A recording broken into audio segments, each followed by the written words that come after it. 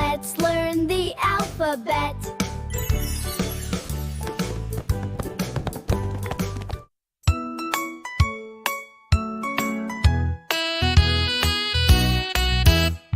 A is for apple, red and round. B is for ball that rolls on the ground.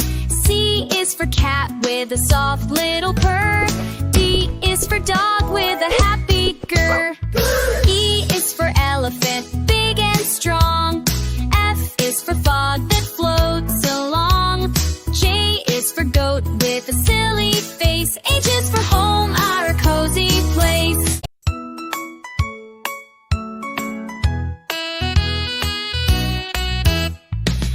I is for ice cream, cold and sweet. J is for Joker dancing on his feet. K is for kite that soars in the sky. L is for lion with a loud roar cry. M is for moon that shines so bright.